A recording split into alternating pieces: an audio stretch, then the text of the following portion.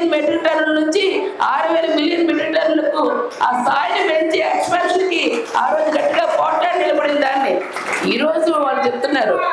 ఒకసారి ఏదైనా ఉంటే రమ్ము మనం డిస్కషన్కి, అంతేగాని ఇట్లాంటి తప్పుడు మాటలు మాట్లాడే ప్రజల్ని మేము అప్పుడు చేస్తాం మళ్ళీ ఇప్పుడు మేము చేస్తామంటే అట్లాంటి బ్లాక్మెయిలింగ్ పనులు చేయొద్దని చెప్పని నేను కోరుతున్నాను.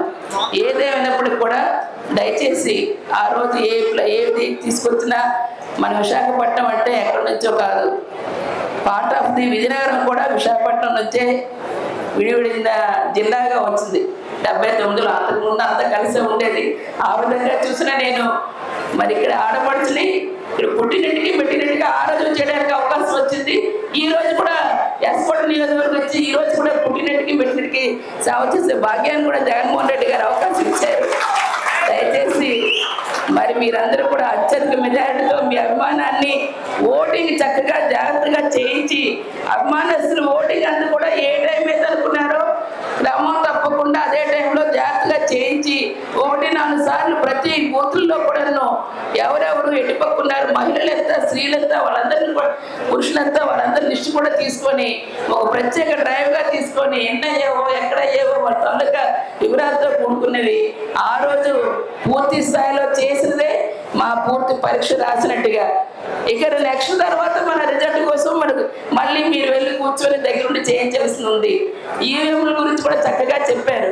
కరెక్ట్గా మన ఏదైతే ఇద్దరిది కూడా మరి సీరియల్ నెంబరు బ్యాలెట్ నెంబర్ 1 పడింది కాబట్టి పైనే ఉంటాయి. నార్త్లోని వచ్చిన వాటిలోనైతే రిమైనింగ్ ఇక్కడ నార్త్ సంబంధించిందే కాబట్టి ఇద్దరు కూడా బ్యాలెట్ నెంబర్ 1లోనే ఉంటాయి కాబట్టి ఫ్యాన్ గుర్తుపై ఖచ్చితంగా మోటివేషన్ చేయండి. ఓటేసినప్పుడు బజెట్ సౌండ్ వచ్చినప్పుడు కీ అని సౌండ్ వచ్చిన వరకు వెయిట్ చేసి రమ్మని మాత్రం మళ్ళీ మోటివేషన్ చేయాల్సి ఉన్నాయి. మన ఇద్దరు కూడా బ్యాలెట్ నెంబర్ మళ్ళీ ప్రతి ఇంటికి కూడా ఇద్దరు కలిపి ప్రతి ఇంటికి అందేటట్టుగా ఆ స్టిక్కర్స్ కానీ ఏమి ఇచ్చారు ఆ పాంప్లెట్స్ కానీ ప్రతి ఇంటికి కూడా అందేటట్టుగా మళ్ళీ అందజేయాలని చెప్పేసి మరి మిమ్మల్ని అందరినీ కోరుతూ తప్పనిసరిగా ఈ విజయం జరిగిందంటే ఆ విజయం ఈ రోజు గెలిచారంటే కేకే రాజు గారు నేను కాదు, జగన్మోహన్ రెడ్డి గారు గెలిచారు, మీరు గెలిచారు. ఈరోజు విశాఖపట్నం పరిపాలన రాజధానిగా వచ్చిందంటే దానికి కారకులు మీరు. ఈరోజు మూల స్తంభాలు పార్టీకి బూత్ కన్వీనర్లు అంటే ఖచ్చితంగా మీ తాలూకా ఏదైతే చిత్తశుద్ధితో ఈరోజు పనిచేస్తున్నారో అది ఈ రాష్ట్రాన్ని మరొక గెలుపుగా ఉండాలి, ఈ ప్రాంతం మరి అభివృద్ధి దిశలో మరి మలుపు తిరగాలని చెప్పేసి మనస్ఫూర్తిగా కోరుకుంటూ అవకాశం ఇచ్చిన మీ అందరికి కూడా హృదయపూర్వకంగా ధన్యవాదాలు తెలియజేసుకుంటూ 17 వార్డుల్లో 7 వార్డులు వచ్చాయి. 17 వార్డుల్లో కలిపి ఎన్నో హౌసెస్ వచ్చాయి.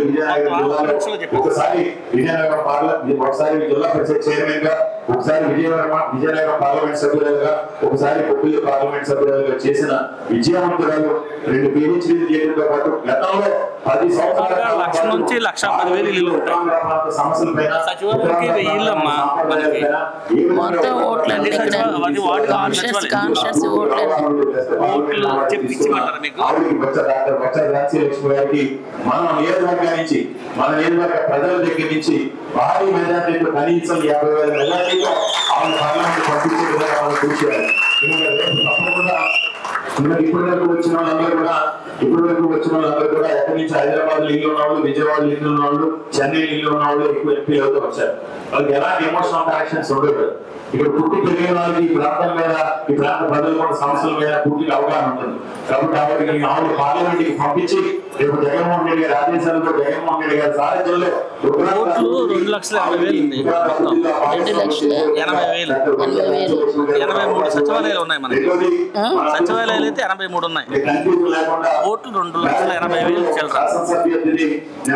ఆ సచివాలయ పరిధిలో 1000 నుంచి 11 ఇల్లు ఉంటాయి. 1000 నుంచి 11 ఇల్లు ఉంటాయి. శాసనసభ్య అభ్యర్థిని, పార్లమెంట్ అభ్యర్థిని కూడా సీరియల్ నెంబర్ 1. ప్రతి ఒక్కరి చోట ప్రజలందరి, మన నియోజకవర్గంలో ఉన్న ప్రజలందరి తమ అమూల్యమైన అతి పవిత్రమైన ఓటు ముక్కలను సీలింగ్ పైన ముట్టుపై వేసే విధంగా, అది కూడా సీరియల్ నెంబర్ల విధంలో. ఇంకోటి ఏంటంటే టెక్నికల్ గా ఎట్టి పరిస్థితుల్లో మనం ప్రతి ఒక్కరికి ఈ 10 రోజులు ఇంజెక్ట్ చేయాలి. ఏ విధంగా అంటే మనం బటన్ నొక్కిన తర్వాత లైట్ వెలిగిన వెంటనే బటన్ తీసేస్తే కరెక్ట్ కాదు. లైట్ వెలిగిన తర్వాత మనకి బజర్ సౌండ్ వస్తుంది. బజర్ సౌండ్ వచ్చిన తర్వాత మాత్రమే అది ఓటు పడినట్టు, లేదంటే కూడా అక్కడ ఇబ్బంది పడే పరిస్థితులు. ఎందుకంటే రీసెంట్లీ కర్ణాటక రాష్ట్రంలో 3 కాన్స్టిట్యున్సీల్లో ఈ విధంగా తప్పుడు ఫలితాలు వచ్చే విధంగా చేయడం జరిగింది. అంటే కొన్ని చోట్ల ఉన్నా అది కరెక్ట్ కాదు తెలియదు, కానీ ఒక సమాచారం ఉన్నప్పుడు మనం దాన్ని పరిశీలించాలి, పరిగణలోకి తీసుకోవాల్సిన అవసరం ఉంది. చాలా లాంఛనం వెలిగిన లైట్ వచ్చిన తర్వాత బదిలీ అవ్వడానికి సమయం ఉన్న టైంలో ఈ గ్యాప్ లో చాలా మంది బయటకు వచ్చిన తర్వాత ఆ ఓటు ఎందుకు పనికి రాకుండా పరిస్థితులు కూడా ఉన్నాయని కొంతమంది చెప్పడం జరిగింది. కాబట్టి అది కూడా ప్రతి ఒక్కరికి సీరియల్ నెంబర్ 1 లో నొక్కిన తర్వాత లైట్ ఎరిగిన తర్వాత చిన్నకి మనకి ఓటు వచ్చిన తర్వాత అప్పుడు మనం బయటికి పోలింగ్ స్టేషన్ నుంచి బయటికి రావాలని తెలియజేస్తూ మళ్ళీ చెప్తున్నాను. పెద్దలందరి సాక్షిగా పెద్దలందరి విధంగా వేదిక మీద ఉన్న పెద్దలందరూ కూడా విజ్ఞప్తి చేస్తున్నాను.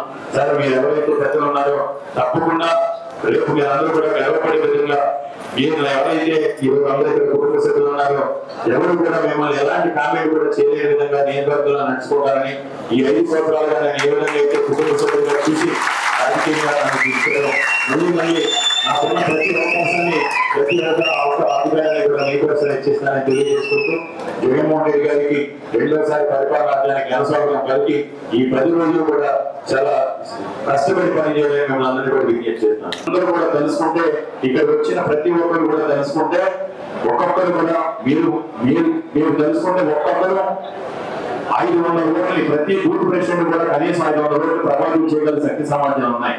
500 ఓట్లు ప్రభావితం చేస్తే మీరు ఒక్కొక్క బూత్ ప్రెసిడెంట్, బూత్ కమిటీ మొత్తం కలిసి 11 మంది కలిసి మనిషి కూడా 50 ఓట్లు అనుకుని మీరు ఒక్కొక్కరు 50 ఓట్లు చెప్పిన 500 ఓట్లు దానికి ప్రభావితం చేయగలిగితే మన నియోజకవర్గంలో తప్పకుండా 50,000 పైచీలు ప్రజలందరూ రాస్తారు.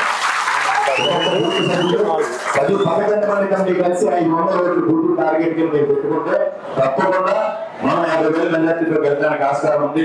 ఏది ఏమైనా జరుగుతున్న ఎన్నికల్లో మన ఆత్మగౌరవాన్ని, ఆత్మాభిమానాన్ని, ఉత్తరాంధ్ర ప్రాంత ఆత్మగౌరవాన్ని, ఆత్మాభిమానాన్ని చాటుకునే విధంగా చేయాలని, అదేవిధంగా ప్రతిపక్ష పార్టీలు చేస్తున్న దుష్ప్రచారాన్ని వాళ్ళు మేనిఫెస్టో గురించి కానీ అబద్ధపు హామీల గురించి కానీ ప్రజలకి వివరంగా తెలియజేసి ఈ 10 రోజుల్లో ప్రతి అంశంలో కూడా వివరంగా తెలియజేయాలని మన మేనిఫెస్టో విడుదల చేయడం జరిగింది. జగన్మోహన్ రెడ్డి గారు చెప్పారంటే చేస్తారంటే, చెప్పిందే చేయబోయేదే అని చెప్తారు, చెప్పింది తూచా తప్పకుండా చేస్తారు, చెప్పిన సమయానికంటే కూడా ముందుగా చేస్తాడని ఇప్పుడు జగన్మోహన్ రెడ్డి గారికి ఈ దేశ రాజకీయాల్లోనే పేరు కన్న నాయకుడు ఈరోజు జగన్మోహన్ రెడ్డి గారు. కాబట్టి మిమ్మల్ని అందరూ కూడా పేరుగా నేను విజ్ఞప్తి చేసేది, మళ్ళీ నన్ను 5 సంవత్సరాలుగా 5.5 సంవత్సరాలుగా కోఆర్డినేటర్ గా చూశారు. మీకు మళ్ళీ చెప్తున్నాను, ఈ రోజు నాకు రాజకీయంగా జగన్మోహన్ రెడ్డి గారి జన్మనిస్తే ఈ రోజు మీ అందరి సహాయ సహకారాల వల్ల, ఇక్కడున్న వైఎస్ఆర్ కాంగ్రెస్ పార్టీ కుటుంబ సభ్యులు అందరి సహాయ సహకారాల వల్ల, మీ సహాయ సహకారాలతోనే నాకు రాజకీయంగా ఈరోజు పునర్జన్మ లాంటిది. ఈరోజు జగన్మోహన్ రెడ్డి గారు 2వసారి నా టికెట్ కేటాయించారంటే మీ అందరి సహాయ సహకారాలు వల్ల. అది నా గొప్పదనం ఏ రోజు కూడా నేను చెప్పలేదు. అది నాయకుడు గొప్పదనం, నాయకుడు ఆశీస్సులు, నాయకుడు అందించిన ప్రోత్సాహం, నాయకుడు ఎన్నికల ప్రోత్సాహం విధానం, రెండోది మీ అందరి సహాయ సహకారాలకి ఆయన వల్ల, కేంద్రం వల్ల మాత్రమే ఈ రోజు ఈ స్థానంలో ఎమ్మెల్యే బిల్లులు మిమ్మల్ని మాట్లాడగలుగుతానంటే రెండింటికి కూడా కారణం. ఒకటి జగన్మోహన్ రెడ్డి గారు, 2 మీలోది. తప్పకుండా నేను మళ్ళీ మీకు ఘటనలో కూడా చెప్పిన మాట ఇస్తున్నాను. నాకున్న